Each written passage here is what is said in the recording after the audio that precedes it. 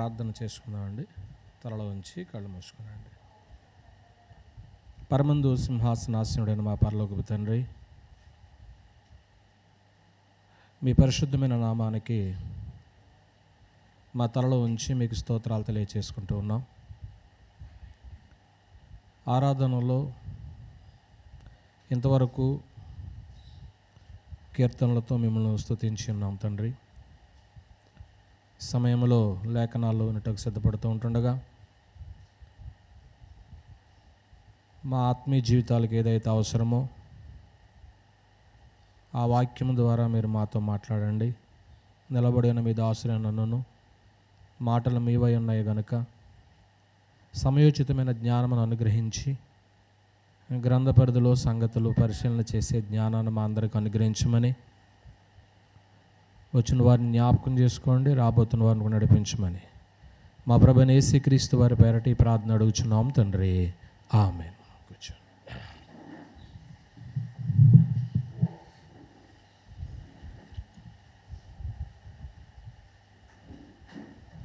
దేవునికి స్తోత్రాలండి.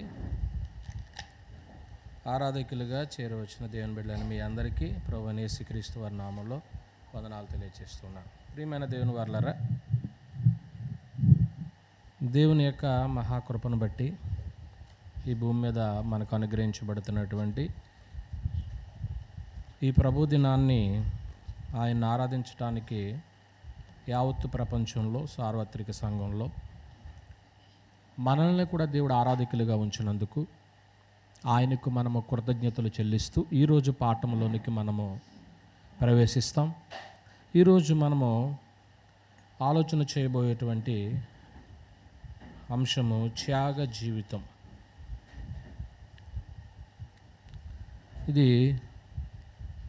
దీన్ని అసలు భాషలో అయితే త్యాగానికి పిలుపు, ఇంగ్లీష్లో కూడా రాసుకుంటారు, ఏ కాల్ టు సాక్రిఫైస్, త్యాగానికి పిలుపు మాట అండి అనేటువంటి అంశాన్ని మనము ఈరోజు ఆలోచన చేద్దాం. ప్రియమైన దేవుని వారలారా, ఈ లోకంలో ప్రభువైన యేసుక్రీస్తు వారు అనుభవించిన ప్రతిదీ కూడా మనకి ప్రయోగాత్మకంగానే మనకున్నాయి. అందులో ఒక లేఖన భాగాన్ని ఉపోద్ఘాతంలో చదువుకుని పాఠంలోనికి ప్రవేశిస్తాం. లూకాసు సువార్త 9వ అధ్యాయము, లూకాసు సువార్త 9వ అధ్యాయము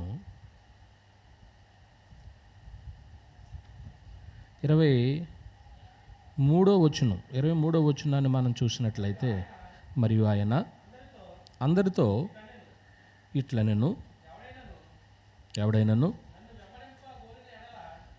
నన్ను వెంబడింపగోరిన ఎడల తను తాను ఉపేక్షించుకుని ప్రతిదినము తన సిలువను ఎత్తుకొని నన్ను వెంబడింపవలెను. ఈ వచనం చదవగానే ఈ 22వ వచనం మనకి సందేహం కలిగిస్తుంది.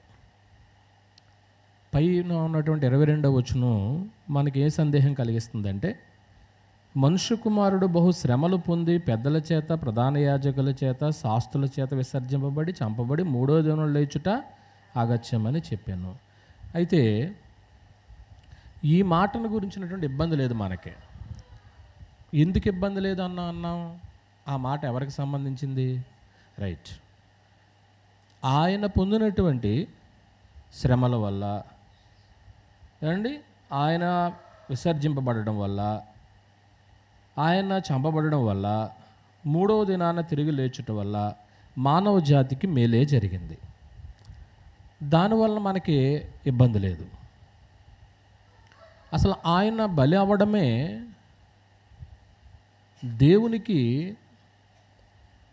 దేవునికనే అంటాను, దేవునికి ఆ బలి ఇష్టమైనటువంటి సువాసనగా ఉంది. ఈరోజు మీరు లేవీకాండం 1వ అధ్యాయం చదువుంటారు, అక్కడ కూడా వస్తాము. ఇది దేవునికి ఇష్టమైనటువంటిది అని మనం దీన్ని ఎలా చెప్పగలము అన్నట్లయితే, ఎఫెసీయులకు రాసిన పత్రిక 5వ అధ్యాయంలో ఎఫెసీయులకు రాసిన పత్రిక 5వ అధ్యాయము మొదటి 2 వచనాలు మనం చూసినప్పుడు, కావున మీరు ప్రియులైన పిల్లల వలె దేవుని పోలు నడుచుకునుడి, క్రీస్తు మిమ్మును ప్రేమించి, చూసారా, పరిమళ వాసనగా ఉండుటకు మన కొరకు తన్ను తాను దేవునికి అర్పణముగాను బలిగాను. అంటే ఇప్పుడు ఆయన అర్పణ, ఆయన బలి ఎటువంటి సువాసనలు ఇచ్చిందని చెప్తుంది గ్రంథం? పరిమళ వాసన ఇచ్చింది. పరిమళ వాసన అన్నమాట. అంటే ఇప్పుడు దేవునికి ఈ బలి లేక క్రీస్తు ప్రభు వారు బలి ఎటువంటి దాని గ్రంథం చెప్తుంది? పరిమళ వాసన. అంటే దేవునికి ఏది అర్పించినా అది ఎలా ఉండాలి? పరిమళ వాసనగా ఉండాలి. ఇది మనము ఎక్కడ చూడగలం? ఆది కాండంలో భక్తుడైన నోవహు గారు బలిపీఠాన్ని కట్టి బలిపీఠం మీద యెహోవాకి ఏమి ఇచ్చాడు? దహన బలులు ఇచ్చాడు. ఆది కాండం, రైట్, మంచి మాట. 8వ అధ్యాయము 20వ వచనం మనం చూసినప్పుడు అక్కడ ఒక అద్భుతమైనటువంటి మాట చెప్పబడతా ఉందన్నమాట అండి. 8వ అధ్యాయం 20వ వచనంలో, అప్పుడు నోవహు యెహోవాకు బలిపీఠము కట్టి పవిత్ర పశువులకును ఆ బలిపీఠం మీద ఏం చేశాడు? ఆయన దహించాడు. అప్పుడు యెహోవా ఇంపైన సువాసన ఆగ్రాణించి. అంటే ఇప్పుడు బలి అర్పణ అనేటువంటిది యెహోవాకి ఎలా ఉండాలి? ఇంపైనటువంటి సువాసనగా ఉండాలి. ఇంపైన సువాసనగా ఉండాలన్నమాట అండి. నిర్గమాకాండము 29వ అధ్యాయము, నిర్గమాకాండము 29వ అధ్యాయము 18వ వచనంలో, బలిపీఠం మీద పొట్టేళ్ళంతయు దహింపవలెను, అది యెహోవాకు దహన బలి. అదండి. అంటే ఇప్పుడు దహన బలి అనేటువంటిది యెహోవాకు ఎలా ఉండాలంటున్నాడు? ఇంపుగా, ఇంపైనటువంటి సువాసనగా ఉండాలన్నమాట అండి. మీరు ఈరోజు లేవీకాండం 1వ అధ్యాయం చదివినట్టున్నారు కదా. అందులో ఆ అధ్యాయంలో మనకి ప్రాముఖ్యంగా 2 సంగతులు కనపడతాయి. ఒకటి ఏంటన్నట్లయితే, రక్తము, దానిలో ఉన్న ప్రాణాన్ని బట్టి ప్రాయశ్చిత్తం. రెండవది మనం పరిశుద్ధులుగా ఉండడం. ఈ పరిశుద్ధత అనేటువంటి సంఘటన లేవీకాండం అంతట్లోనూ కనపడుతూ ఉంటుంది. మరో సంగతి ఏంటంటే, ఈ దహన బలి అని అనగానే రక్తం, అంటే జంతువుల యొక్క బలి రక్తం చిందిస్తారు ఆరాధనలో. ఆ బలిపీఠాన్ని కట్టి బలిపీఠం మీద జంతువు యొక్క చర్మాన్ని ఒలిచి ఆ బలిపీఠం మీద పూర్తిగా దహిస్తారు. ఇది దహన బలి. అంటే దాని అర్థం ఏంటంటే, పూర్తిగా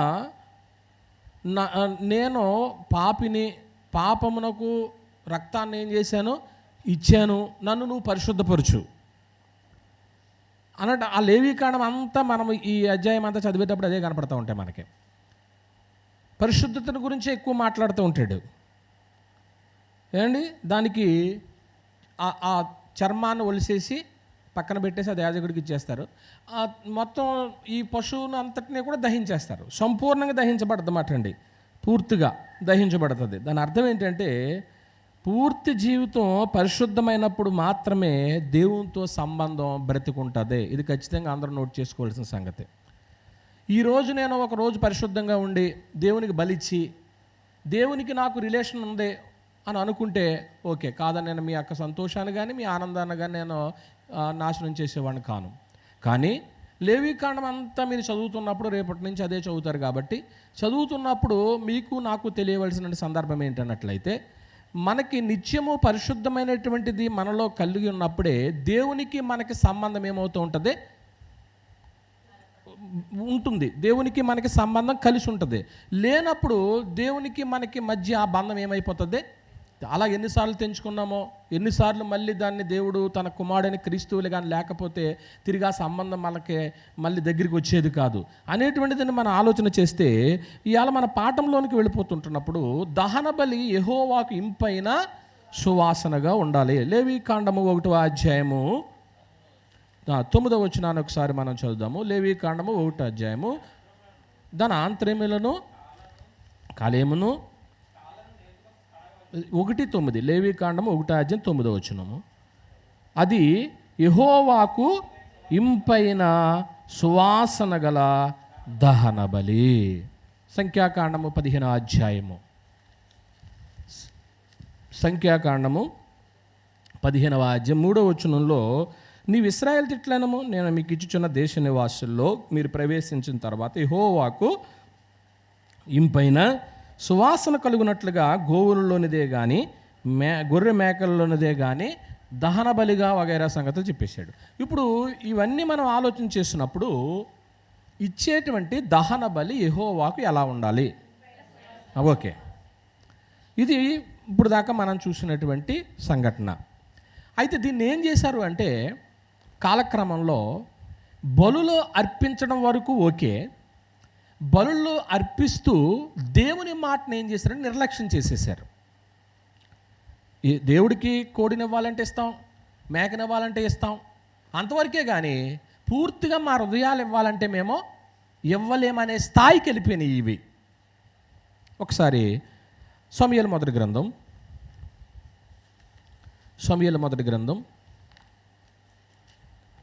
15వ అధ్యాయం. సమూయేలు మొదటి గ్రంథము 15వ అధ్యాయము 22వ వచనంలో, అందుకు సమూయేలు తాను సెలవిచ్చిన ఆజ్ఞను ఒకడు గైకొనుట వలన యెహోవా సంతోషించినట్లు ఒకడు దహన బలులను అర్పించుట వలన ఆయన సంతోషించిన. ఆలోచించుము, బలుల అర్పించుట కంటే ఆజ్ఞను గైకొనుటయు పొట్టేళ్లకు అర్పించుట కంటే మాట వినుటయు శ్రేష్టము కదా. అంటే ఇప్పుడు సంగతి అయితే మీకు తెలుసు అని అనుకుంటున్నాను, అయినా చెప్తాను. సమూయేలు ప్రవక్త సౌలుకి ఏం చెప్పాడు?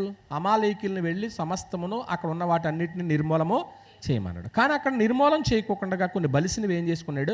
తెచ్చుకున్నాడు. మిగిలిన మట్టుకు ఇచ్చేసాడు. సమూయేలు ప్రవక్త అడిగాడు, ఏంటయ్య ఇలా చేసావనంటే, అంటే ఇప్పుడు సమూయేలు ప్రవక్త మాట దేవుని మాట. ఇప్పుడు దేవుడి మాట విన్నాడా? అలక్ష్యం చేశాడా? అలక్ష్యం చేసి బలులైతే ఇచ్చాడు, కానీ సంపూర్ణంగా ఏం చేయలేదు? నిర్మూలన చేయలేదు. అంటే ఇప్పుడు బలులైతే ఇస్తున్నారు, మొదటి నుంచి ఉన్నటువంటి ప్యాటర్న్ వస్తుంది, బలులైతే చేస్తూనే ఉన్నారు. కానీ అది లక్ష్యం లేకోకుండా నిర్లక్ష్యంగా, ఇప్పుడు ఆరాధనకు వచ్చాము, మనం నిర్లక్ష్యంగా ఉండాలి, లక్ష్యంగా ఉండాలా? మనము చాలా జెన్యూన్గా ఆరాధన చేసుకుంటాం, గంట సంపూర్ణంగా మన మనసులో ఎటు కేంద్రకం అవ్వకుండా ఆరాధన చేసుకుంటాం. ఆరాధన అయిన తర్వాత అమ్మ ఇవాళ దేవుని ఆరాధన చేసుకున్నాను, నాకు సాటిస్ఫాక్షన్ అని అనుకుని మీరు బయటకు వెళ్తూ ఉంటారు. అది దేవుని యొక్క దీవెనలు పొందటానికి ఒక ప్రారంభపు మెట్టది. నువ్వు నేను ఎంత జెన్యూన్గా ఆరాధన చేస్తున్నామో, ఆ సమయ పాలన చేస్తున్నామో, ఇవన్నీ కూడా దేవుడు పరిగణలోకి తీసుకుంటాడు అనేటువంటి విషయాన్ని కూడా మనం గ్రహించుకుంటున్నాం. అందుకే మీరు టెన్షన్గా సమయానికి వస్తారు, టెన్షన్గా ఆరాధన ప్రారంభిస్తారు. ఏమండి, ఒకసారి ఒక 5 నిమిషాలు 10 నిమిషాలు ఒక అటు ఇటు మాకు కొంచెం ఇబ్బంది అవుతుంది, కానీ మీరు మట్టుకు వస్తూ ఉన్నారు. మేము వచ్చేటప్పుడు ఒక ఆయన ఎవరో మళ్ళీ ఆపి పలకరించి మాట్లాడుతూ ఉన్నాడు. సరే, మళ్ళీ ఇలా కొంచెం ఒక 5 నిమిషాలు ఇలాగూ సమూయేలు గ్రంథంలో మనం చూసాము. కీర్తన గ్రంథము 51వ అధ్యాయము. కీర్తన గ్రంథము 51వ అధ్యాయము. కీర్తన గ్రంథము 51వ అధ్యాయము తీసుకున్నారా? 16-17 వచనాలు మనం చూసినప్పుడు, నువ్వు బలిని కోరువాడవు కావు, కోరిన ఎడల నేను దాన్ని అర్పిస్తా. దహన బలి నీకు ఇష్టమైనది కాదు, విరిగిన మనసే దేవునికి ఇష్టమైన బలు. దేవా, విరిగినలిగిన హృదయమును నువ్వేం చేయు? అలక్ష్యం చేయవు. ఇప్పుడు ఈ వచనాలన్నీ మనం చూసినప్పుడు మనం అర్థం చేసుకోవలసినటువంటి సంగతి ఏంటన్నట్లయితే, ప్రియమైన దేవుని వారలారా, దేవునికి మనము వ్యక్తిగతంగా మనము త్యాగము చేయవలసిన అవసరత ఉంది. పై వచనాలని కొందరు ఏం చేశారు? తప్పుగా అర్థం చేసుకుని యెహోవాకి ఏమిస్తే చాలు అనుకున్నారు? బలిస్తే చాలు, బలిస్తే సరిపోతుంది, కానీ నన్ను నేను సమర్పించుకొని అవసరం లేదు, నన్ను నేను అర్పించుకొని అవసరం లేదు. ఇప్పుడు అసలు కీ వెర్స్కి రండి. 9వ అధ్యాయం, లోకాసు వార్త 9వ అధ్యాయము 23 మరియు ఆయన అందరితో ఇట్లనను, ఎవడైనను నన్ను వెంబడింపగోరిన ఎడల తన్ను తాను ఏం చేసుకొని ఉపేక్షించుకుని ప్రతిదినము తన సిలువనెత్తుకుని నన్ను వెంబడించాలి. ఇక్కడ సందర్భం ఏమన్నట్లయితే, ప్రతిదినము ఇది క్రీస్తుకు సంబంధించిందా మనకు సంబంధించిందా? నేను ఇందాకే చెప్పాను, 22వ వచనం అయితే అది మనకు సమస్య లేదు. ఎందుకని? అది ఎవరికి సంబంధించింది? క్రీస్తుకు సంబంధించింది, ఆయన చేశారు కాబట్టి. ఇప్పుడు ఈ 21 23 మనకి 23వ వచనం దగ్గరికి వచ్చేటప్పటికి ఏమనిపిస్తుందంటే, మనం ఉపేక్షించుకుంటాం అంటే దాని అర్థం ఎవరికైనా తెలుసా? ఉపేక్షించుకోవడం అంటే ఒక మాట ఏం రాయబడిందంటే, ఉపేక్షించుకోవడం అంటే అర్థం ఏంటన్నట్లయితే, ప్రియమైన దేవుని వారలారా, మనలను మనమే, నేను రాసుకున్నాను, నన్ను నేను మర్చిపోవాలి. అది మనకు ఏమైపోవాలి? మర్చిపోవాలి. నేను పూర్తిగా శూన్యం అన్నప్పుడే మనం ఉపేక్షించుకున్నట్టు మాట అండి. దీన్ని ఎలా చెప్తాను అంటే, అసలు త్యాగం అనేటువంటి మాట ఇక్కడ మనకు కనపడుతూ ఉంటుంది.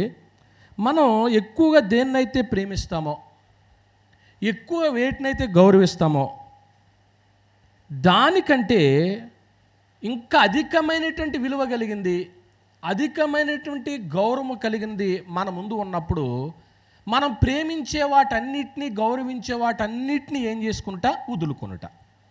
నా పాయింట్ అర్థమైందో లేదు మీకు ఇక్కడ? ఇప్పుడు నేను ఎక్కువగా ప్రేమించేది ఏదైతే ఉందో, దానికంటే అధికమైనటువంటిది నాకు కనపడినప్పుడు, దానికంటే శ్రేష్టమైనది నా ముందు ఉన్నప్పుడు, ఇది ఎంత గొప్పదైనా దీన్ని ఏం చేసేసుకోవాలి? నేను విడిచిపెట్టేసుకోవాలి. అది ఉపేక్షించుకోవటము, అది త్యాగం చేయడము. అది ఇవాళ త్యాగ జీవితం గురించినటువంటి పాఠాన్ని మనం ఆలోచన చేయబోతున్నాం. ప్రియమైన దేవుని వారలారా, ఈ త్యాగమును గురించి ఒక మాట నేను జ్ఞాపకం చేసి అప్పుడు నేను మెయిన్ సంగతిలోనికి వెళ్తూ ఉంటాను అన్నమాట అండి. చెప్పాను కదా, దీనికి నేను చెప్పిన మాటకి ఒక వచనాన్ని చదివేసి ముందుకెళ్ళిపోదాము. సమూయేలు 2వ గ్రంథం, సమూయేలు 2వ గ్రంథం 23వ అధ్యాయం.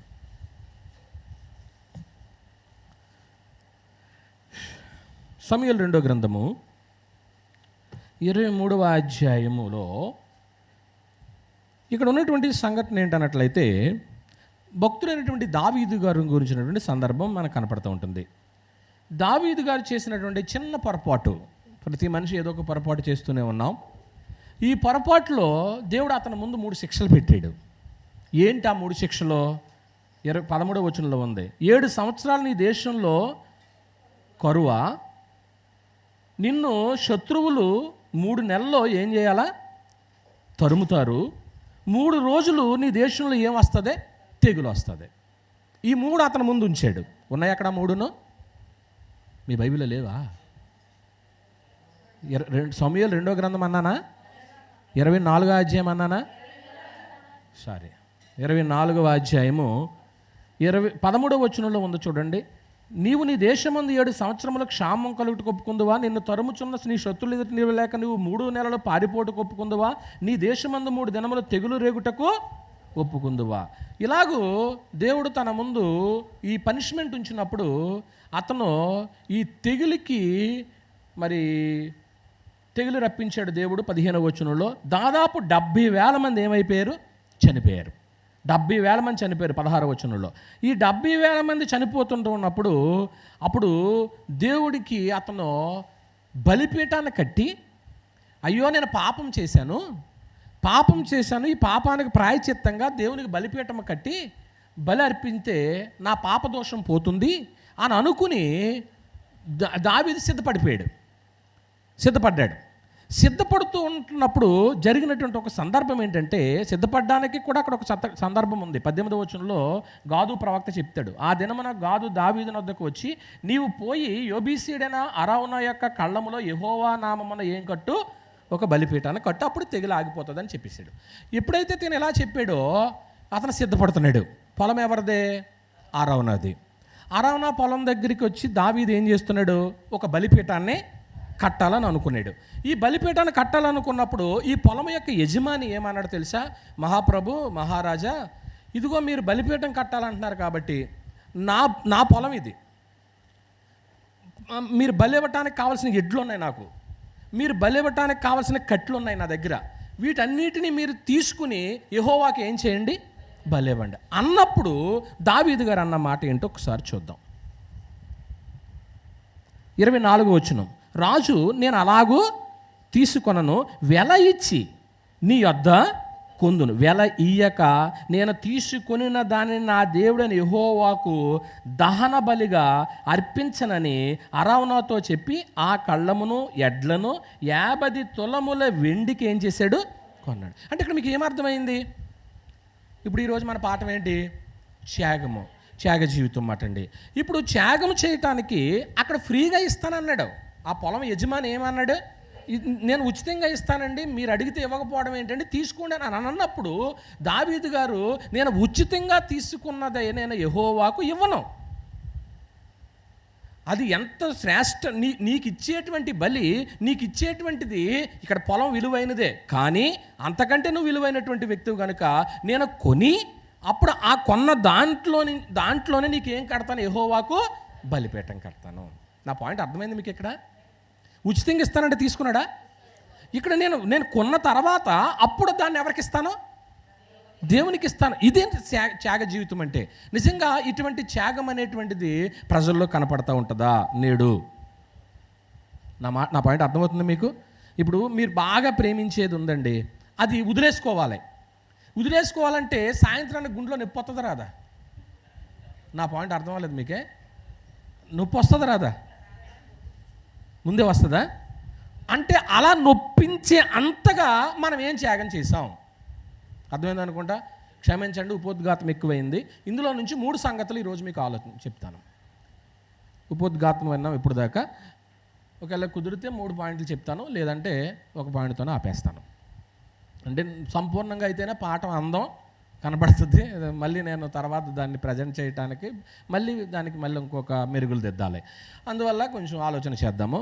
ఈరోజు మనము త్యాగ జీవితం గురించి ఆలోచన చేస్తున్నప్పుడు ఫస్ట్ ఆఫ్ ఆల్ మొట్టమొదటి సంగతి ఏంటంటే మనలను మనమే త్యాగం చేసుకునుట. మనల్ని మనం ఏం చేసుకోవాలి? త్యాగం చేసుకోవాలన్నమాట అండి. ఈ సంగతి ఎలాగ ఆలోచన చేస్తామంటే నిర్గమాకాండం 32వ అధ్యాయము, నిర్గమాకాండము 32వ అధ్యాయము 30వ వచనాన్ని మనం చూసినప్పుడు, అయ్యో నీవు వారి పాపమును ఒకవేళ పరిహరించితివా, లేని ఎడల నీవు రాసిన నీ గ్రంథములో నుండి నా పేరు ఏం చెయ్యి? తుడిచిపెట్టుము అంటాడు. ఎవరండి? మోషే గారు ఎంత త్యాగం చేశాడండి? దేవుని ప్రజల కొరకు వాళ్ళు నశించిపోవడం ఇష్టము లేక నడిపించాడు కాబట్టి, ఎంతకాలము పోషించాడు కాబట్టి, పోషించిన దేవుని దగ్గర ఏమంటున్నాడు అంటే, అయ్యా అవసరమైతే నా పేరు జీవ గ్రంథంలో నుంచి ఏం చెయ్యి? తుడిచేయి. అంటే ఇప్పుడు తాను త్యాగం చేసుకున్నట్టే కానట్టు ఈ మాటను బట్టి? త్యాగం చేసుకున్నట్టేనండి. ఎస్తేరు గ్రంథం 4వ అధ్యాయం, ఎస్తేరు గ్రంథం 4వ అధ్యాయం తీసుకున్నారా? 416వ పేజీ, 4వ అధ్యాయం 15వ వచనము చక్కగా చదవండి యవన పిల్లలు. అప్పుడు ఎస్తేరు మొర్దెకైతో మరలా ఇట్లనెను, నీవు పోయి షూషానునందు కనబడిన యూదులందరినీ సమాజ మందిరమునకు సమకూర్చి నా నిమిత్తం ఏం చేయండి? ఉపవాసం ఉండి 3 దినములు అన్నపానములు చేయకుండా నేనను నా పనికెత్తులను కూడా ఏం చేస్తాం? ఉపవాసం. ప్రవేశించడం న్యాయ వ్యతిరేక్తముగా ఉన్నాను. నేను రాజునద్దకు ప్రవేశించుటకు నేను నశించినా, ఇక్కడ విషయం చెప్తున్నానండి, యూదులకు శత్రువు హామాను యూదుల్ని చంపడానికి పన్నాగం వేశాడు. తెలుసు కదా సంఘటన? అందరు ఇక్కడే ఉన్నారా? ఎన్నోసార్లు ఎస్తేరు గ్రంథాన్ని మీరు చదివారు. ఆ సందర్భంలో ఎస్తేరేమో ఎక్కడుంది? షూషాను కోటలో ఉంది. షూషాను కోటలో అహస్వరేషు రాజు యొక్క భార్యగా ఆమె ఉంది కాబట్టి ఆమె ఒక మాట చెప్పితే యూదులకు వచ్చి ప్రమాదం ఏమైపోతుంది? తప్పిపోతుంది. కానీ ఆవిడ అన్న మాట ఏంటంటే, చరిత్ర అంతా చెప్పడానికి మన సమయం సరిపోదు. తండ్రి ఒక రిక్వెస్ట్ పెట్టాడు మొర్దెకై, అమ్మా ఇప్పుడు మేము ప్రమాదంలో ఉన్నాము, మాకు సహాయం చెయ్యి. అందుకేనేమో దేవుడు ఒకవేళ నిన్ను అక్కడికి సమయానికి ఏం చేశాడు? అక్కడ సింహాసనం మీదకే తీసుకెళ్ళాడేమో అని చెప్పినప్పుడు ఆవిడ అన్న మాట ఏంటంటే, మహారాజు గారి యొక్క పర్మిషన్ లేకోకుండా, అనుమతి లేకుండా, పిలుపు లేకోకుండా ఎవరో కూడా ఆ రాజదర్బార్లోకి ఏం చేయకూడదో వెళ్ళవు, రాణి అయినా సరే. ఏమండి నిజంగా ఎంత కట్టుబాట్లుగా ఉండియో ఎస్తేరు గ్రంథం కానీ మీకు వివరిస్తే అప్పుడు తెలుస్తాయి సంగతులన్నీ కూడా. అటువంటి సమయంలో ఆవిడ అన్న మాట ఏంటో తెలుసా? పర్మిషన్ లేకపోయినా కానీ నేను సాహసించి వెళతాను, ఒకవేళ అవసరమైతే నా ప్రాణాన్ని కూడా ఏం చేసుకుంటానో అది మాట. అంటే ఇప్పుడు మొట్టమొదటిగా మనం ఏం చేస్తున్నాము, మనలో మనమే ఏం చేసుకోవాలి, ఇది సంగతి. ఇంకా 2 సంగతులు ఉన్నాయి కానీ నేను విడిచిపెట్టేస్తూ ఉన్నాను సమయ పాలన బట్టి.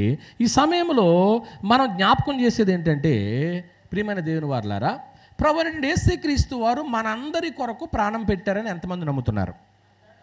ఓకే, ఆయన మన కొరకు ప్రాణం పెట్టాడనే దానికి ముందు పెట్టుకుని మనం ఇచ్చే దాన్ని టాలీ చేయండి.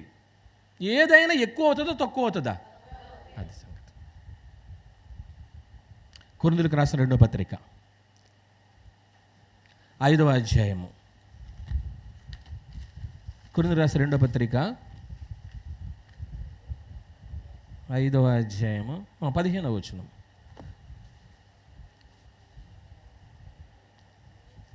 లేదా జీవించు వారికి మీదట తమ కొరకు కాక తమ నిమిత్తం మృతి పొంది తిరిగి లేచిన వాని కొరకే ఏం చేయండి? చూసారా, మన కొరకు మృతి పొంది తిరిగి లేచాడు కదా క్రీస్తు. ఆయన తిరిగి లేవకపోతే, ఆయన మన పాపముల కొరకు చనిపోకపోతే మనము భూమి మీద పాపులుగా నశించిపోయే వాళ్ళము, తీర్పు రోజుని నిత్య నరకానికి వెళ్ళేటువంటి వారం. నిజంగా ఈ సంగతి మనం ఆలోచన చేస్తుంటున్నప్పుడు మన జీవితాల్లో ఆశ్చర్యం కలిగిస్తుంది. ఇక్కడ ఒక పాట నాకు గుర్తొస్తుంది, మీ పుస్తకాల్లో ఉందనుకుంటున్నాను. అర్పింతు స్తుతులన్ నీ సిలువలోన చూపిన నీ ప్రేమకై,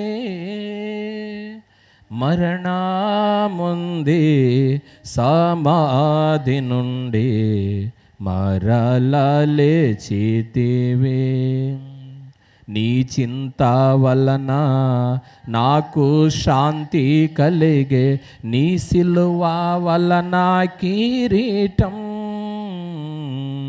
నీ చింత వలన నాకు శాంతి కలిగే, నీ సిలువ వలన కిరీటం, నీ మరణమే నా జీవమాయే, నీ ప్రేమ గొప్పదెంతో, నీ మరణమే నా జీవమాయే, నీ ప్రేమ గొప్ప.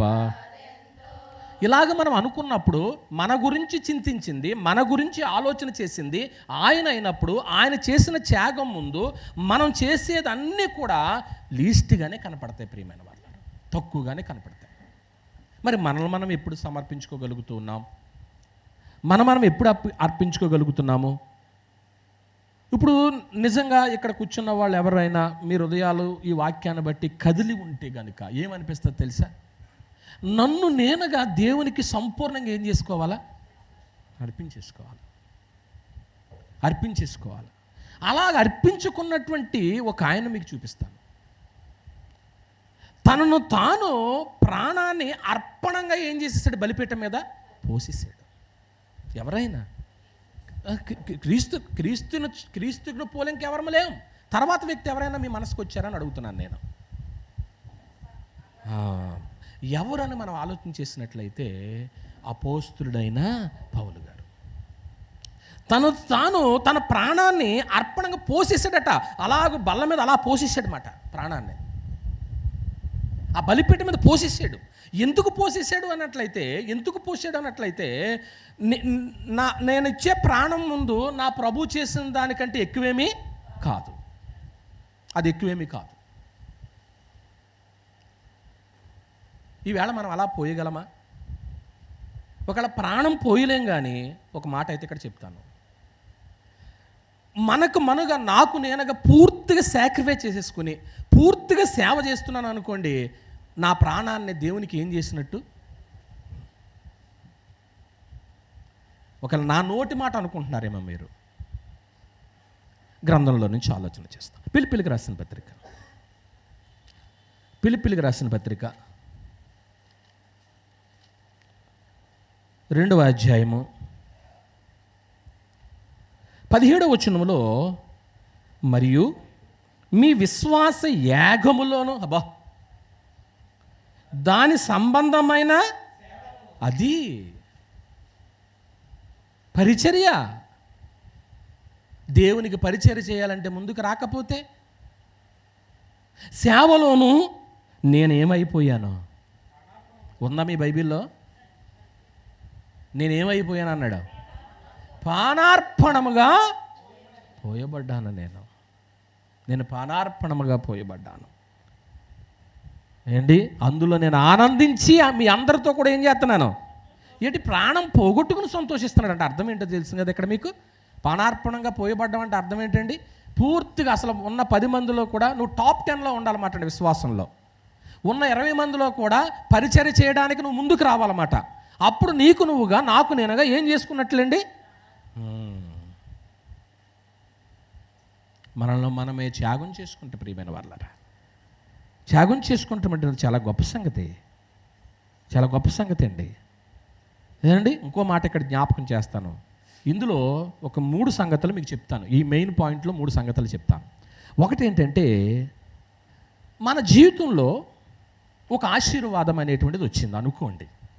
పొందుకున్న వాళ్ళమే. ఆశీర్వాదం పొందినప్పుడు ఖచ్చితంగా ఆశీర్వాదం పక్కన పెట్టుకుని దానికి ఆపోజిట్గా ఒక త్యాగం కనపడాల. నా పాయింట్ అర్థమైంది లేదు మీకు ఇక్కడ? ఇప్పుడు ఒక బ్లెస్సింగ్ వచ్చింది, నిన్ను దేవుడు అనుకోండి, నేను ఒక ఎగ్జాంపుల్గా అర్థమవడానికి చెప్తున్నాను. 1,00,000 రూపాయలతోనో, 1,00,00,000 రూపాయలతోనో, 1 ఎకరం భూమితోనో, లేకపోతే ఇంకో ఏదో నిధులతోనో, వస్తువులతోనో దేవుడు నిన్ను ఆశీర్వదించాడు. ఆశీర్వాదం కనపడిన మరుక్షణం ఏది కనపడాలా? త్యాగం. అంటే అర్థం ఏంటి? ఇప్పుడు దాకా మనం చెప్పుకున్నది మనల్ని మనం ఏం చేసుకోవాలి? సమర్పణ. అంటే ఇంకో మాట ఏం చెప్తానంటే, నువ్వు ఇప్పుడు ఈ ఆశీర్వాదం వచ్చింది కనుక ఈ నిధిని చూసి ఇంకో దాన్ని వదులుకోవాలన్నమాట. దీన్ని ఎలా చెప్తాను అంటే లూకాసు వార్త 5వ అధ్యాయము. లూకాసు వార్త 5వ అధ్యాయము తీసుకున్నారండి. 4వ వచనం చదవండి. ఆయన బోధించుట చాలించిన తర్వాత, నువ్వు దోణి లోతునకు నడిపించి చేపల పట్టుటకు మీ వలలు వేయడని సీమోనుతో చెప్పగా, సీమోను, ఏలుడవాడ రాత్రి అంతా మేము ప్రయాసపడతాము కానీ మాకేమియో, ఆయనను నీ మాట చొప్పున వలలు వేతుమని ఆయనతో చెప్పెను. వారు అలాగూ చేసి విస్తారమైన చేపలు పట్టిరి. అందుచేత వారి వలలు పిగిలిపోవచ్చుండగా వారు వేరొక దోణిలో ఉన్న తమ పాలివారు వచ్చి తమకేం చేశారు? సహాయం చేశారు. ఇక్కడ ఒక మాట చెప్పండి, వాళ్ళ వలలో చేపలు విస్తారంగా పడ్డాయా లేదా? కనీసం వాళ్ళు లాగటానికి కూడా ఏమి లేదు, శక్తి లేకపోతే ప్రక్కన ఉన్నటువంటి పడవలో ఉన్న వాళ్ళు ఏం చేశారు? సహాయం చేశారు. బాగుంది, చక్కగా ఉంది. 8వ వచనం. సీమోను పేతురు అది చూచి యేసు మోకాళ్ళు ఎదుట సాగిలపడి, ప్రభువా నన్ను విడిచిపోము, నేను పాపాత్ముని చెప్పాను. ఏలయనగా వారు పట్టిన చేపల రాశికి అతడును అతనితో కూడా ఉన్న వారందరూ మా సీనియారిటీలోనే ఇంతకాలం మేము పట్టినటువంటి ఈ అనుభవంలోనే ఏనాడు కూడా ఈ రాశి మేము చూడలేదు, అన్ని చేపలు పడ్డాయి అని సంతోషించారు. అలాగున సీమోనుతో కూడా పాలివారైన జెబెదయి కుమారులకు యాకోబు, యాహాను విస్మయముందిరి. అందుకు యేసు, భయపడకుడి, ఎప్పటి నుండి నీవు మనుషులను పట్టువాడవై ఉండు అని సీమోనుతో చెప్పాను. వారు దోణెలను దరికిలార్చి ఏం చేశారని ఉంది. ఏమర్థమైంది మనకి? కనీసం అమ్ముకొని ఇచ్చాడా? అమ్ముకుని వస్తామన్నారా? నా ప్రసంగం అర్థమవుతుంది అనుకుంటున్నాను మీకు. నీకు అంత ఆశీర్వాదం, అంత రాశి కనపడుతుంటే వదులుకుని వచ్చేస్తావా? మనమైతే వస్తామా? ఈ పాఠం మనకు అవసరమేనా? ప్రియమైన దేవుని వారలారా, ఎంత గొప్ప సంగతి చూసారా? ఒక ఆశీర్వాదం కనపడిన ప్రతిసారి ఇక్కడ ప్రతి ఒక్కరం ఆశీర్వాదం పొందిన వాళ్ళమే. దేవుడు నిన్ను నన్ను ఆశీర్వదించినటువంటి ప్రతిసారి కూడా త్యాగం చేయటానికి మనల్ని నడిపించాలి. ఆ రాశి, ఆ నిధి, ఆ దీవెన. కానీ నిన్ను వెనక్కి నెడుతుంది. ఈ వేళకు వద్దులు అనుకుంటున్నావేమో. గొప్ప సంగతి అండి. సమస్తాన్ని విడిచి ఉంది అక్కడ మాట. రాసి అంతటిని ఏం చేశారని ఉంది, మాట్లాడట్లేదు, విడిచిపెట్టేసి. నిజంగా అంత ఆశీర్వాదాన్ని ఎప్పుడు వదులుకుంటాం చెప్పండి? ఇక్కడ ఈ మాట చెప్పకూడదా, చెప్పాలా, చెప్పడానికి మదన పడుతూ ఉంటూ ఆ మాట ఇప్పుడు బయటకు వదులుతున్నాను. ఎందుకంటే చెప్పవలసిన అవసరత, అంటే మనకు అవసరమనే.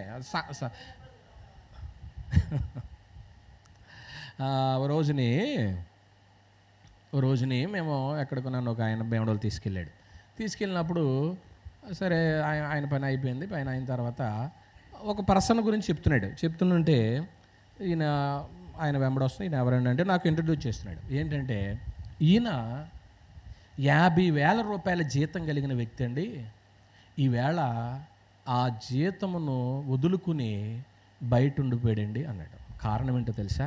ఎందుకు వదులుకున్నా 50,000ని? నీకు సమస్య వచ్చింది కాబట్టి. నీవు 1000కో 2,000కో ఏసీబీకి ఏమైపోయావు అంటే సమస్య వస్తే వదులుకుంటావు తప్ప, నా పాయింట్ అర్థం లేదనుకుంటా, సమస్య వస్తే వదులుకుంటావు తప్ప సమస్య రానంతసేపు కూడా ఆ రాసే కావాలి, కానీ క్రీస్తు మట్టుకు అవసరం లేదా ఏమండి? కనుక ప్రియమైన దేవుని వారలారా, ఒక ఉద్యోగం సమస్య వస్తే వదులుకుంటావా? ఒక నిధి సమస్య వస్తే వదులుకుంటావా? ఇక్కడ వాళ్ళకి రాసి వచ్చేసింది, కానీ వాటిలో సమస్తాన్ని ఏం చేశారని ఉంది, విడిచిపెట్టి మరో సంగతి ఏం జ్ఞాపకం చేస్తానంటే, ఇక్కడ మనం ఆశీర్వాదాల్లో ఎలా ఉండాలంట తెలుసా? ఇప్పుడు ఇవాళ చదివారు కదా, అదే పాఠం వస్తున్నట్టుంది. దహన బలుల వలె బల్ల మీద పోయబడాలంటండి. అద్భుతమైన మాట. నీ ఆశీర్వాదం అనేది కనపడాలి అందరికీ. ఇదిగో ఈవేళ పలానా ఆవిడ బ్లెస్సింగ్స్ పొందింది, దాని గుర్తుగా మనం అంటామే స్వీట్ తీసుకొచ్చారండి, ఫలాలు తీసుకొచ్చారండి, కొన్ని వస్తువులు కొన్నారండి అని అంటామే. పోయబడాలి, బల్ల మీద పోయబడాలి. ఓషియా గ్రంథం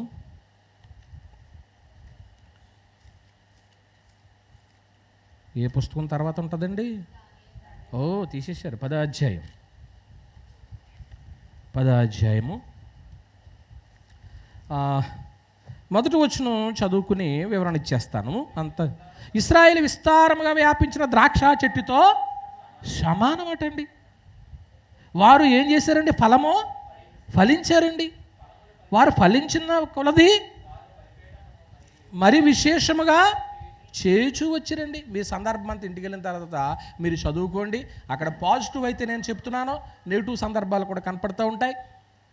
ఇక్కడ విషయం ఏంటంటే, ఇశ్రాయేలీయుల్ని పనికి రాని వాళ్ళని తీసుకొచ్చి మంచి సదునైన నేల మీద నాటాడు. వాళ్ళు ఏం చేస్తున్నారు? ఇప్పుడు ఫలిస్తున్నారు. ఇప్పుడు ఆ ఫలించిన తర్వాత ఆ ఫలాలు అనేటువంటివి యెహోవాకు ఏం చేయాలి?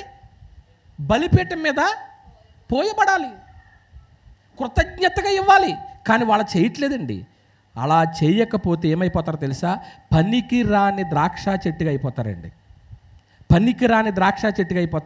వాళ్ళు చేసినటువంటి ఒక సంఘటన చెప్తానే. ఏంటంటే, దేవుడు వాళ్ళని ఎక్కడి నుంచి తీసుకొచ్చాడు అంటారు తెలుసు కదా?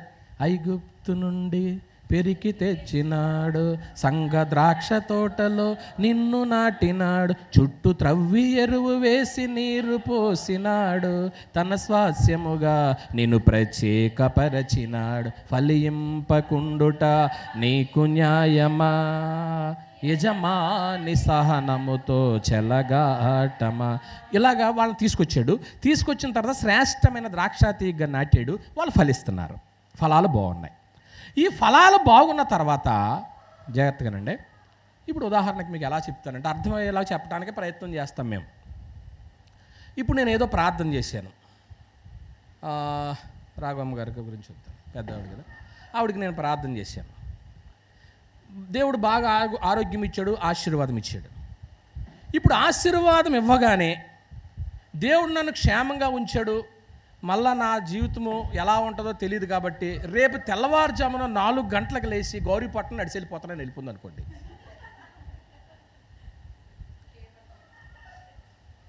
నా పాయింట్ అర్థమైందా మీకు? ఇక్కడ ఆరోగ్యం కొరకు ప్రార్థన చేసింది ఎవరో?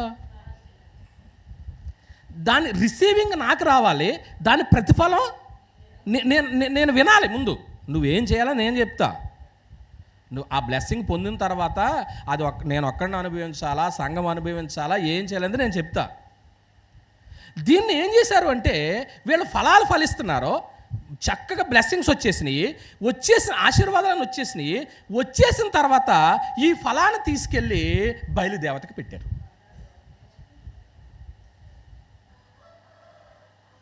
ఇప్పుడు నేను నీకు ప్రార్థన చేస్తాను, నీకు దేవుడు ఏదో మేలు చేశాడు, కానీ నా దేవుడు దోపచర్లలో మారుమూల, మరి ఆ మాట అంటున్నాను ఏమనుకోండి, కుమ్మర్ల వీధిలో అంటే అడ్రస్ రాశారు కాబట్టి ముందే అక్కడ చర్చిలోకి వెళ్ళిన తర్వాత దేవుడు మాకు మేలు చేశాడు, ఆ మేలు చేశాడు కాబట్టి మేము జీవితాంతం అదే చర్చికి పోతాము, వాళ్ళు ఉన్నా లేకపోయినా మేము ఆ చర్చికే పోతాము అని నువ్వు నిర్ణయం చేసుకోవాలా? నీకెవరో ఈలోగా మధ్యవర్తి మీడియేటర్ వచ్చి అమ్మ ఇక్కడెందుకు, అంతకంటే బిల్డింగ్ గొప్పది పలానా చోట అక్కడ పోదామంటే అటు పోవాలా? జరుగుతున్నాయా?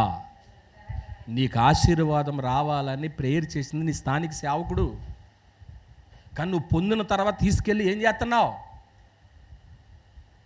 మొట్టమొదట సంతోషించేది మీ సేవకురాలు, మీ సేవకుడు నీ కోసం ప్రార్థన చేస్తుంది. నేనైతే ఏదో నేను ఎక్కువ బైబిల్ చదువుకుంటాను, 4 మాటలు తండ్రి ప్రభు నాయన పడుకుంటున్నాను తండ్రి అని సింపుల్గా, ఎక్కువ టైం కూడా నేను ప్రార్థన తక్కువ టైం చేస్తాను నేను ప్రేయర్. కానీ మీ పాస్టమ్మ గారు అయితే ఆవిడ గంటల తరబడి కన్నీటి ప్రార్థన చేస్తారు మీకోసం, మీ అందరి కోసం ప్రార్థన చేస్తారు. అది ఏమండి, నేను ఎక్కువ బైబిల్ పాఠంలో చదువుకుంటూ ఉంటాను, తక్కువ సమయం చేస్తూ ఉంటాను ప్రార్థన. ప్రియమైన దేవుని వారలారా ఆలోచన చేయండి, తీసుకెళ్ళి ఆటలకి ఇస్తావా? ఇర్మియా గ్రంథం 2వ అధ్యాయం, ఇర్మియా గ్రంథం 2వ అధ్యాయం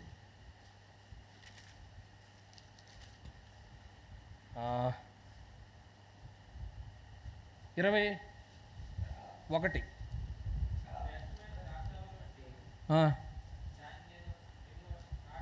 నాటితిని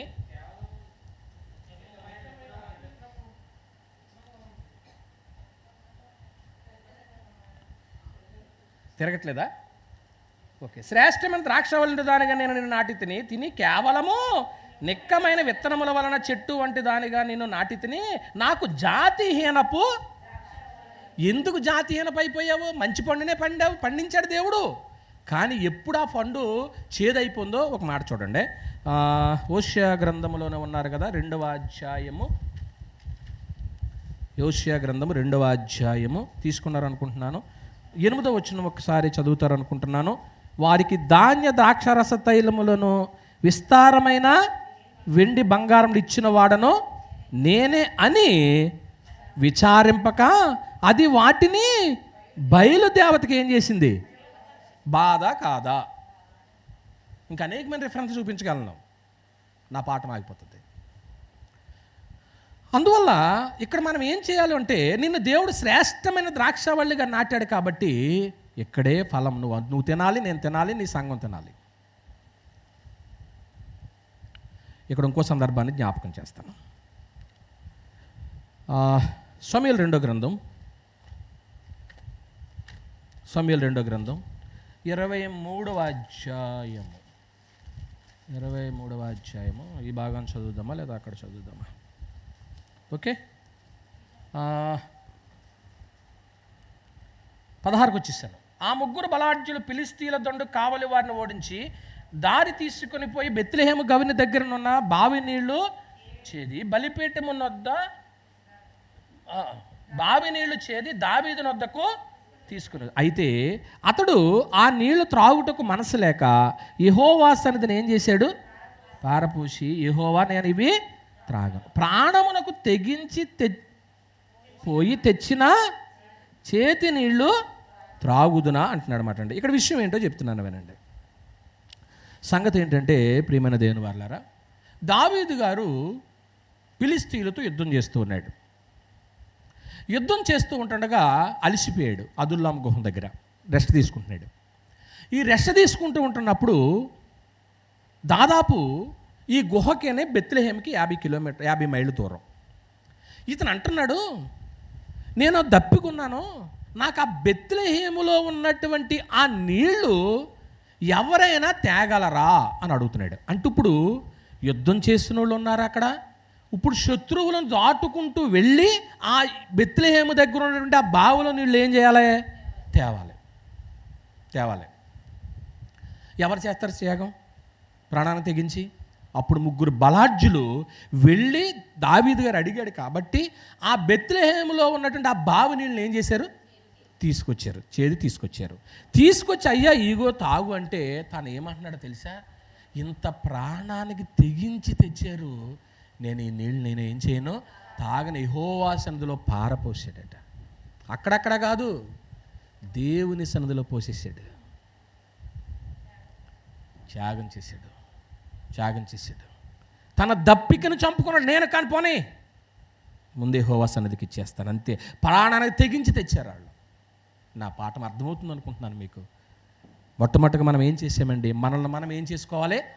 త్యాగం చేసుకోవాలి. ముగించనా? మీరు చెప్పమంటారా? నాకైతే టైం సరిపోయేలా లేదు. ముగించాలా, ఏం చేయాలని ఆలోచిస్తున్నాను.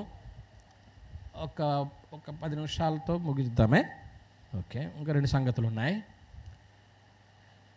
రెండవది ఏంటన్నట్లయితే, మొట్టమొదటి ఏం చెప్పుకున్నాము? మనల్ని మనం ఏం చేసుకుంటాం? రెండోది మన పిల్లలను త్యాగం చేయట. రెండోది ఏంటండి? మన పిల్లలను ఏం చేయాలి? త్యాగం చేయాలన్నమాట అండి.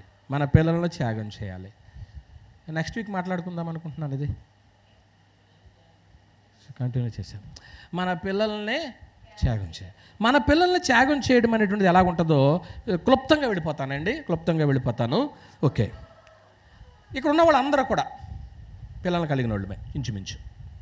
మన పిల్లలు మాట వచ్చినప్పటి నుంచి నాకు ఇది కావాలి అని అడిగితేనే చేసామా, అలా అడగకుండానే చేసామా? దేనికి చేసాం? పిల్లలంటే నీకేముంది? ఓకే, మంచిది. ఇప్పుడు ప్రేమించినటువంటి పిల్లల్ని త్యాగం చేయడం అనేటువంటిది మొట్టమొదట మనం ఎక్కడ చూస్తామో తెలుసా? రోమిలికి రాసిన పత్రిక 8వ అధ్యాయము. రోమిలికి రాసిన పత్రిక 8వ అధ్యాయము 32వ వచనాన్ని మనం చూసినప్పుడు ఉన్న మాట చూస్తాము. తన సొంత కుమారుణ్ణి అనుగ్రహించుటకు వెనుక తీయక. ఎవరండి? దేవుడు. ఎవరినండి? ప్రభువైన యేసుక్రీస్తు వారిని మన కోసం ఇవ్వటానికి ఆయన ఏం చేయలేదండి? వెనక తీయలేదండి. మనకి ఇవ్వటానికి ఆయన సిద్ధపడిపోయాడండి.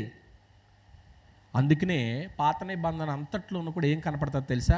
జ్యేష్ఠ కుమారుడు నాకు అంటారు కదా, తొలి గుడ్డు, తొలి కోడి, తొలి మేక, ఇంకేం లేవా? తొలి కాయలు, తొలి అర్పణ, ఇంకా అప్పము. ఏదైనా పాత నిబంధన మీరు చూసిన అంతట్లోకి కూడా తొలి ఎవరికే? అంతే. రెఫరెన్స్లు రాసేసుకోండి, ఇంటికి వెళ్ళిన తర్వాత చదువుకోండి. నిర్గమాకాండం 22:29 వచనము. నిర్గమాకాండము 22:29 వచనము. నిర్గమాకాండము 13వ అధ్యాయము 2వ వచనము.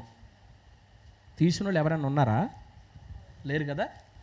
22 అందులో రాయమన్నాను కదా. 22:29 ఏముందంటే, నీ మొదటి సస్య ద్రవ్యములను అర్పింప తడవు చేయకూడదు, నీ కుమారులో జ్యేష్ఠుడు నాకేం చెయ్యి? అర్పించు.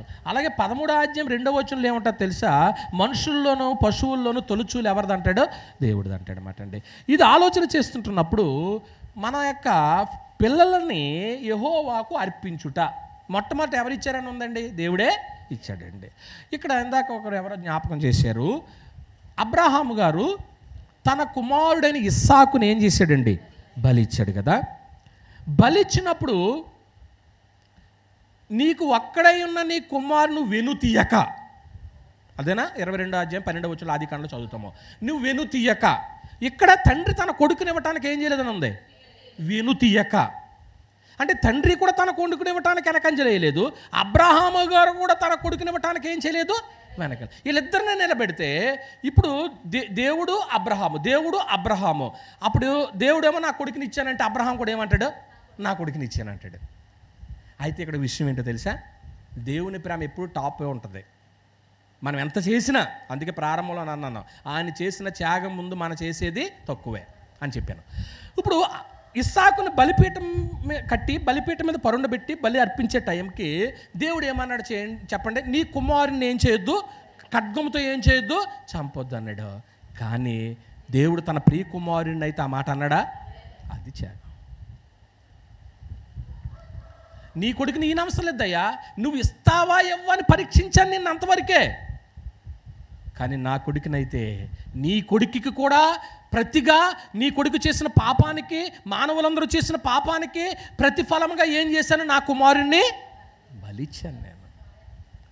నా కుమారుని ఇచ్చేసాను నేను. ఎంత గొప్ప మాట అండి, ఎంత గొప్ప మాట అండి. ప్రియమైన దేవుని వల్ల ఆలోచన చేయండి.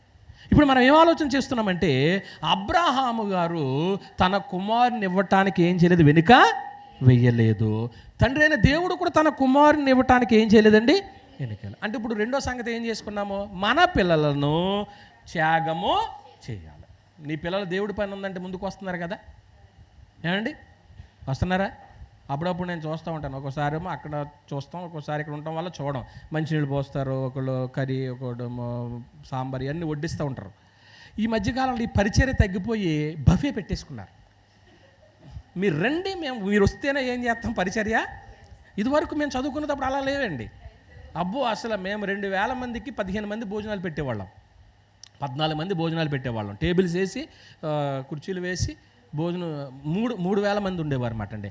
మళ్ళీ ఈ 2 గంటల్లో పెట్టేసి మళ్ళీ శుభ్రం చేసేసి మళ్ళీ మీటింగ్ సిద్ధం చేసేయాలి, గ్రౌండ్ మీటింగ్ సిద్ధం చేసేయాలి. అసలు ఎలా ఉండేదంటే, యంగ్లో ఉండేవాళ్ళం కాబట్టి పరిచయం బాగా చేసేవాళ్ళం అన్నమాట అండి.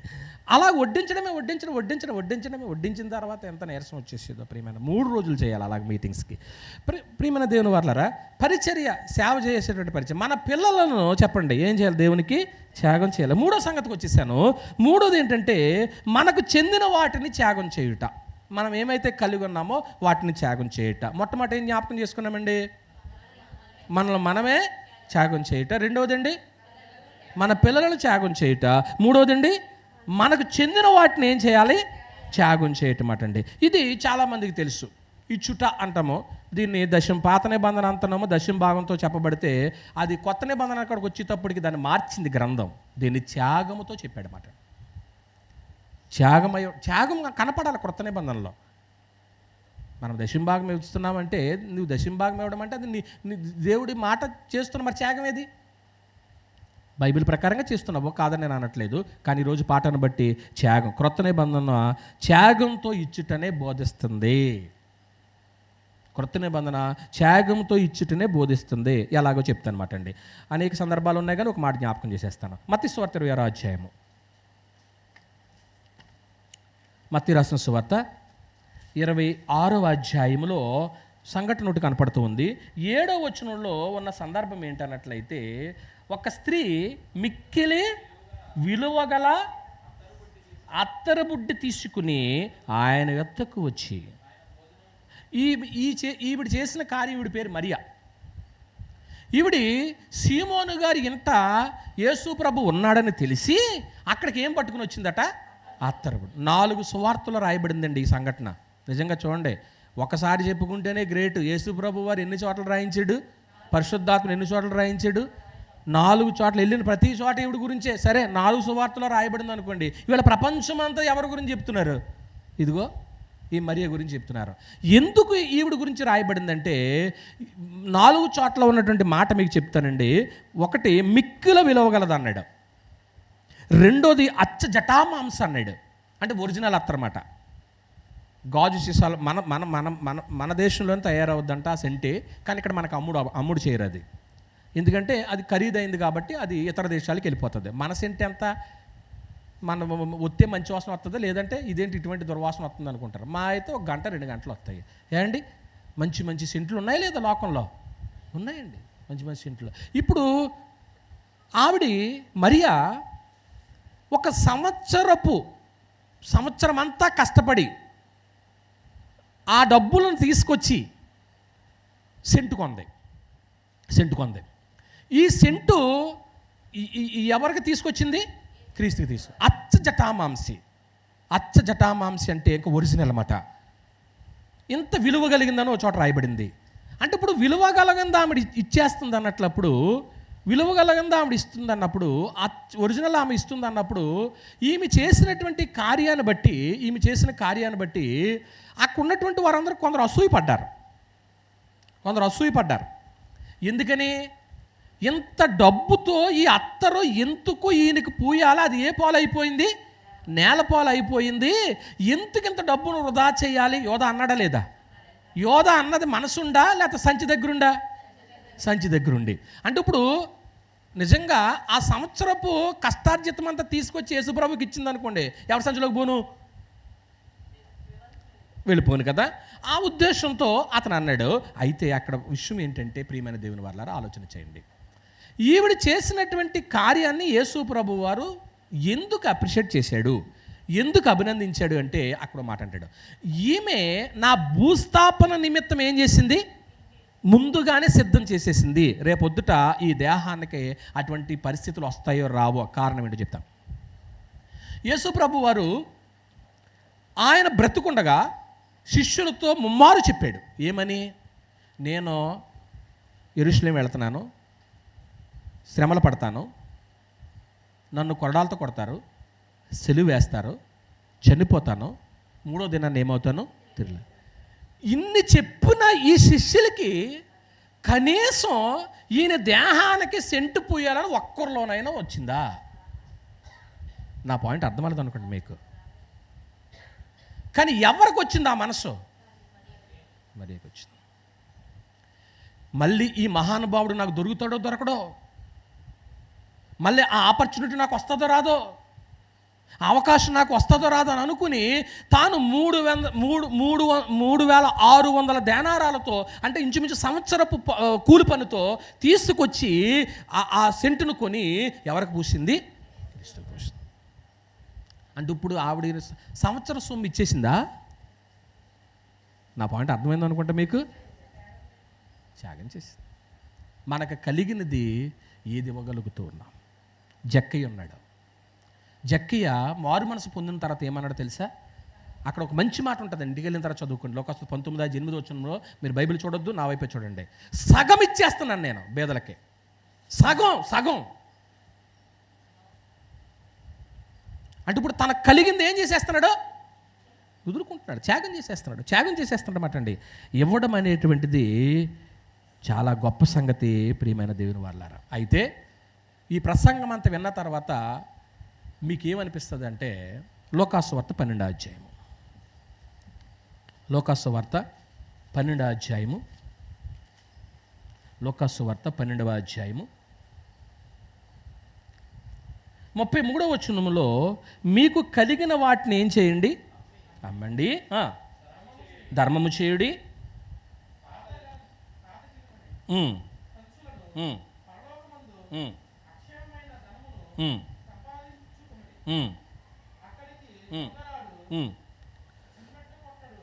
వగైరా సంగతి చెప్పేశాడు.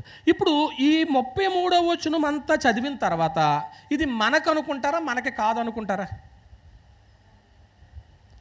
ఈ 33వ వచనము మనకు అంటుకుంటారా, మనకి కాదు అనుకుంటారా?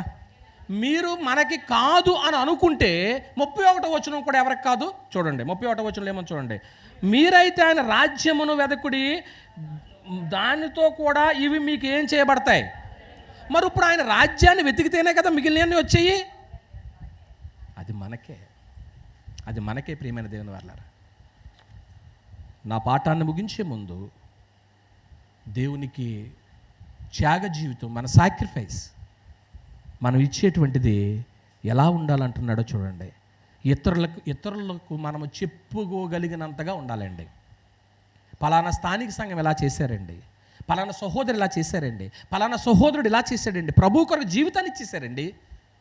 దేవుడు అడిగేది అదే కదండి, జీవితాన్నే కదా. ఆయన ఏమన్నది ఏంటంటదా? అర్పించేదను హృదయమును క్రీస్తేసుని పాద సన్నిధిన్. కనుక తర్వాత ఆ పాట పాడదాం. కనుక మన జీవితాన్ని అర్పించేసుకోవాలా, ఇతరులకు చెప్పేలా ఉండాలటండి. ఆ మాట ఇంటికి వెళ్ళిన తర్వాత మీరు చదువుకుంటారు అనుకుంటున్నాను. కొరింథీయులకు రాసినటువంటి 2వ పత్రిక 9వ అధ్యాయము 13-14 వచనాలు మీరు రాసుకోండి. ముగింపులో ఏం చెప్పాలనుకుంటున్నానంటే, మనం అంచె దినాల్లో ఉన్నాం. ఒప్పుకుంటారా?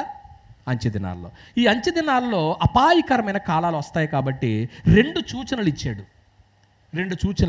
ఏంటో చెప్పనా? ఈ మాట చదవండి. తిమోతికి రాసిన 2వ పత్రిక 3వ అధ్యాయము 1వ వచనము. తిమోతికి రాసినటువంటి 2వ పత్రిక 3వ అధ్యాయం 1వ వచనము. అంచె దినములలో అపాయకరమైన కాలములు వచ్చునని తెలుసుకొనుము. ఎలాగనగా మనుషులు స్వార్థప్రియులు, రెండవది ధనాపి. ఈ 2 హెచ్చరికలు చేయబడ్డాయంటే ఈ మనసు మనలో ఉండకూడదని. ఈ మనసు మనలో ఉంటే ఈ పాఠం మనకి అప్లై చేసుకోగలమా? ఈ 2 సంగతులు మనలో ఉంటే ఈ పాఠం మనం అప్లై చేసుకోగలమా? చేసుకోలేము ప్రియమైన దేవుని వారలారా. మరి మీరేమి నిర్ణయించుకున్నారో నాకైతే తెలియదు, కానీ ఈరోజు నేను బోధించినటువంటి పాఠం ఏంటండి? త్యాగ జీవితం అటండి. మనల్ని మనం ఉపేక్షించుకుని నన్ను నేను మర్చిపోవాలండి, మర్చిపోయి దేవునికి ఇవ్వాలి. దేవునికి దహన బలి అనేటువంటి సందర్భం జ్ఞాపకం చేసుకున్నాము. ఆ యేసు ప్రభువు కూడా ఏమైపోయాడండి? మనందరి కోసము దహన బలి అయిపోయాడు. ఆ వాసన యెహోవాకి ఎలాగుంది? ఇంపైన. అంటే మనం ఇచ్చేటువంటిది శరీర యాగం అనేటువంటిది దేవుడికి ఇంపుగా ఉండాలనే జ్ఞాపకం చేసుకుంటూ కాలక్రమంలో బలులైతే ఇస్తున్నారు, కానీ మనుషుల హృదయాలు మట్టుకు అలా. ఎవరిని చెప్పాను మీకు? సౌలుని చెప్పాను కదా. సౌలుని చెప్పలేదా? సౌలుని జ్ఞాపకం చేశానమాట అండి. ఇంకొక ఆయన జ్ఞాపకం చేయలేదు, కానీ సౌలుని జ్ఞాపకం చేశాను. త్యాగం అనే మాటకు అర్థం చెప్పాను. ఏంటంటే మనము ఎక్కువగా ప్రేమించేది, మనకిష్టమైంది, దానికంటే అధికమైంది మన ముందు ఉన్నప్పుడు దీన్ని ఏం చేసుకుంటాం? వదులుకుంటాం అన్నమాట. వదులుకుంటామే కదా. ఇప్పుడు దావీదు అరౌన్ అనేటువంటి రాజు దగ్గర పొలం కొని వెండికి అప్పుడు యెహోవాకి ఏమి ఇచ్చాడు? బలి ఇచ్చాడు. త్యాగం అంటే అది మాట. కొన్నాడు, ఉచితంగా ఇస్తానంటే తీసుకోలేదండి. ఇందులో 3 సంగతులు మీకు ఏం జ్ఞాపకం చేశానంటే ఈరోజు, ఒకటి మనల్ని మనం ఏం చేసుకోవాలా? త్యాగం. అలా మోషే అన్నాడు, ఎస్తేరు కూడా ఉంది ఏమండి. ఇంకో మాట ఏం జ్ఞాపకం చేశానంటే, పానార్పణముగా ఏం చేయాలి? మనం పోయబడాలని చెప్పుకున్నాం. ప్రతి ఆశీర్వాదం కూడా ఒక ఖచ్చితమైన త్యాగాన్ని చేయడానికి మనల్ని ముందుకి నడిపించాలని చెప్పుకుని, ఎందుకంటే అక్కడ ఒక ఉదాహరణ కూడా చెప్పాను. శిష్యులు విస్తారమైన చేపలు పట్టారు, సమస్తాన్ని ఏం చేసుకున్నారు? వదులుకున్నారు. దావీదు ఏమన్నాడు మీకు చెప్పాను. బెత్లెహేము నీళ్లు తీసుకొస్తే, అయ్యా ఇంత త్యాగం చేసి తెచ్చారు, కానీ నేను ఏం చేయను, దాన్ని తాగనండి. మనల్ని మనం ఏం చేసుకోవాలి? త్యాగం చేసుకోవాలి. రెండవది, మన పిల్లల్ని ఏం చేయాలి? త్యాగం చేయాలి. అలాగే దేవుడు తన కుమారుని చేశాడు మనందరి కోసం. అలాగే మాదిరిగా అబ్రహాముని చేశాడు, వెనక్కి తీయలేదు. కానీ మనందరి కోసము త్యాగం చేసినటువంటి క్రీస్తు కొరకు మన జీవితాలు త్యాగం చేయాలి. మన పిల్లల్ని, ఎందుకంటే ఎప్పుడైనా అంటారు, ఏమంటారు తెలుసండి, నాకు గర్భఫలం ఇస్తే మనం ఏమంటాం చెప్పండి? నాకు కొడుకుని ప్రభు. ఎక్కువ మంది ఎవరిని అడుగుతారు? కూతుర్ని అడగరు. అలాగని ఆడపిల్లలు మీరు బాధపడకండి ఏమండి. మరి మీకు దేవుడు జన్మనిచ్చారు, మీరేం చేస్తారు? మీరు కూడా ఉన్నారు కదా ఆడపిల్లలు. ఆడపిల్లలు బాధపడుతున్నారా? బాధపడకండి. ఇప్పుడు మగపిల్లలు పుట్టిన తర్వాత ఏమంటారు తెలుసండి? దేవా, నువ్వు నాకు ఒక బిడ్డని ఇస్తే నేను 1,00,000 రూపాయలు పాటెట్టుకుంటాను. లేకపోతే నువ్వు నాకు ఒక బిడ్డని ఇస్తే నేను మంచి డాక్టర్ని చేయింతాను. నువ్వు నాకు ఒక మగపిల్లోని ఇస్తే ఇంజనీరింగ్ చేయింతాను. లేకపోతే నువ్వు నాకు ఒక బిడ్డనిస్తే ఆ రోజు నీకు సాక్ష్యం చెప్పుకుంటాను. ఇదేనా? బ్రతికినంత కాలము నీ మందిరానికి సహకారం చేసే, పరిచర్య చేసే కొడుకుగా పెంచుతానని ఏనాడు అనుకుంటే ఏ తల్లి అయినా? నా పాయింట్ అర్థమలేదు అనుకుంటా. మరి ఇంకా నీ పిల్లలు, నా పిల్లలు ఇంకేంటి త్యాగం చేయడం? బోధే చేయవసరం లేదండి. దేవుని పనికి ఏం చేయాలి? సహకారం చేయాలి. సహకారం చేయాలి. నీ పిల్లలకు అదే నేర్పు. అమ్మ అయ్యా, అరే నువ్వు ఎక్కడున్నా లేకపోయినా ఇది నీ ఊరు, నీ స్థానిక సంఘం, నువ్వు ఎక్కడికి వెళ్ళినా కానీ దేవుని మందిరానికి, దేవుడికి నువ్వు ఎలా ఉండాలి? పరిచర్య చేసేలా. అది త్యాగం. నీ కొడుకుని ఇచ్చానంటే, ఒకవేళ ఈవేళ నీ ప్రసంగం విన్నా తను నువ్వు నిర్ణయం తీసుకుంటే వెళ్ళి నీ బైబిల్లో రాసుకో, ఈ తారీఖుతో వెళ్ళి నీ బైబిల్లో రాసుకో. అమ్మ అయ్యా, నా కొడుకుని, నా కూతుర్ని పలానా తారీఖు నీ ప్రసంగం విన్న తర్వాత ఆడెక్కడున్నా కానీ బ్రతికినంత కాలము క్రీస్తు ప్రభు సంఘానికి దోబచర్లలో, తాడినాడవారు ఏరియాలో ఉన్నటువంటి క్రీస్తు ప్రభు యొక్క సంఘమునకు నా జీవితం అంతా నా కొడుకు పరిచర్య చేయటానికి నేను రాసేస్తున్నానని.